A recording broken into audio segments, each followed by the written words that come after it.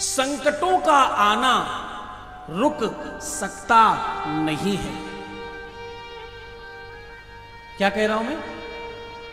संकटों का आना, मुसीबतों का आना, परेशानियों का आना और तुम्हारे जीवन में थोड़े दुखों का आना ये बंद हो सकता नहीं है। और एक बात कहूं, इनका बंद होना चाहिए भी नहीं, क्योंकि दुख तुम्हें हमेशा सुख का भान कराते हैं। दुख हमेशा तुम्हें सुखी होने की धारणा को जन्म देते हैं। दुख हमेशा तुमको बड़ा बनाते हैं। दुख ही हैं जो तुमको फिर से संभाल देते हैं। दुख ही हैं जो जीवन में स्वाद डाल देते हैं। तुम्हें क्या सीखना है?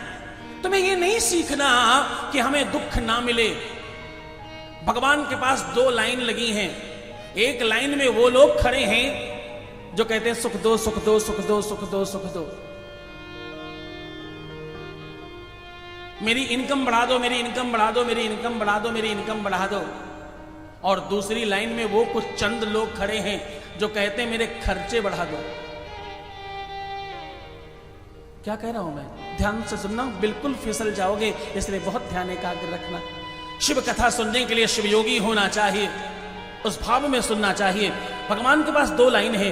एक वो जो कह रहे हैं मेरी इनकम बढ़ाओ, मुझे पैसा दो और मेरे धन आ जाए, मुझे ऐसी कृपा करो मुझ पर।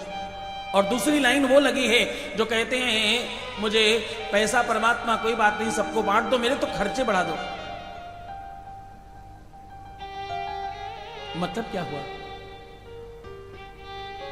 परमात्मा अगर तुम्हें खर्च करने का सामर्थ्य प्रदान कर दे और तुम्हारे हाथों से खर्च करवाना शुरू कर दे, तो तुम सोच कर देखो तुम खर्च करोगे कब? जब तुम्हारे पास होगा तभी तो खर्च करोगे। उस लाइन पर कोई है नहीं, वहां पर मांगने वाले कोई खड़े नहीं है। तुम तो बोलो मुझे खर्च करने की ताकत दो महादेव, मुझे तो मेरे हाथों से करोड़ों रुपए खर्च करवाओ, बस इतनी सी कृपा कर दो आप। तो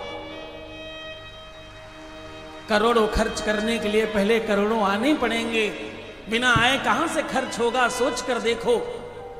इस चिंतन का नाम, इस सोच का नाम वो छाता है जो तुम्हें बारिश से बचा लेगा। हाँ, तुम वही मांग रहे हो जो पूरी दुनिया मांगती है। तुम अपनी मांगने की प्रवृत्तियां चेंज करो और तरीका चेंज करो।